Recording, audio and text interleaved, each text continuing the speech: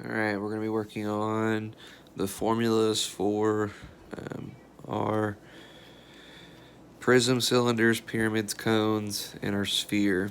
First off, we got to know our 2D area formulas for circle, triangle, and rectangles. Well, I guess I can go ahead and put, or instead of saying rectangles, I guess you could say squares. So, area formula. So the area formula, remember, it's a two-dimensional object. Finding the length and width of a shape. We do change the formulas up a little bit, just for keeping them the same. All right, circles, of course, don't really have a length and a width. They just have two radiuses.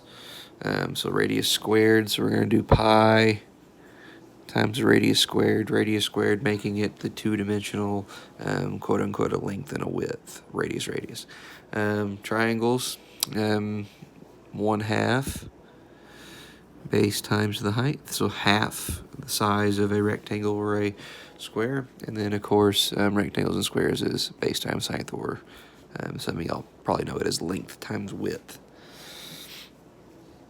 Alright, we're going to use the same formulas for the areas for our prisms and cylinders. Now, it's not finding, we're finding a volume for prisms, volumes for cylinders. So for a circle, you're going to have a cylinder. So for a cylinder, it is going to reuse this formula, pi r squared. And like I said earlier, r squared, you have like quote-unquote length and width. And then we throw in an extra height here, so pi r squared times height. And for a triangle, we're going to do a triangular prism. So we have triangular prism, and we're going to do 1/2 base times height again. And then we're going to throw in, like with the cylinder, an extra height. Now this is base and height of the actual triangle, so if you had a triangle, it'd be base time here, and then of course like from the top to the bottom would be height. And then this height would be the height of the prism, so however tall the three-dimensional shape would be, so something like that. This would be the other h. And then we have same thing, rectangular prism. We have base and height again, base and height, and then another height. So if we had a rectangle or a square, this would be like the base and the height, these two, and then however tall the shape would be. To make it 3D, that would be the extra h. And then we have our pyramid formulas. So we're going to have the first off, this is a cone for a circle, so circles goes circles, cylinders, cones. And then we're going to reuse the formula, pi r squared times height. Cones are 1/3 the volume of a cylinder of the same size or height, and an area, so it's 1/3 pi r squared times height. Over here, I'm going to be using a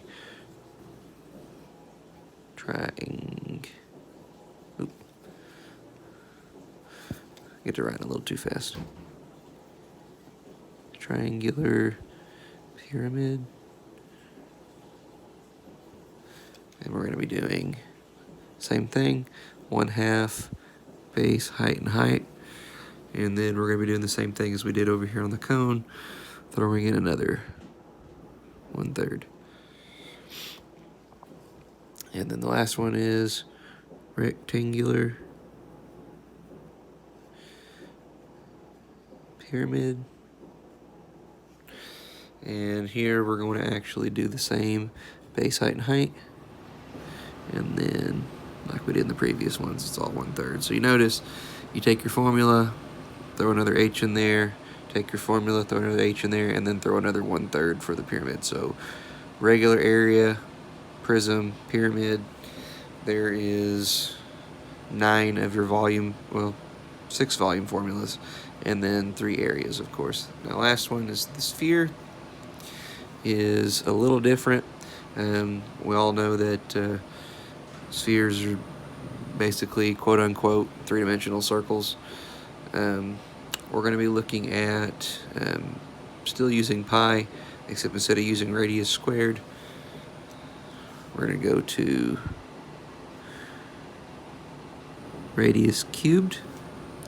And then, since like with cylinders and cones, they have a height of a shape, so like with a cone, you have from the pointy part down to the middle of the circle, and then for the cylinder, of course, kind of like a Coke can of beans, you have from the middle of one circle down to the middle of the other. That would be your height. We don't have that with a sphere, like a baseball, softball, whatever. So you actually have to do, so if you had a sphere, you would do a radius up, a radius to the side, and then you got to pretend there would be a radius straight out. So that's the reason it's radius cubed, and then it's 4/3. All right, and then surface area, same as area of a circle. So we go back up here to area of a circle, pi r squared, except with this we're going to throw a 4 pi r squared for surface area of a sphere. All right, just kind of a overlook. I'm going to kind of turn it to where you can see the whole thing. There's all your formulas. You'll be using those later on in future videos.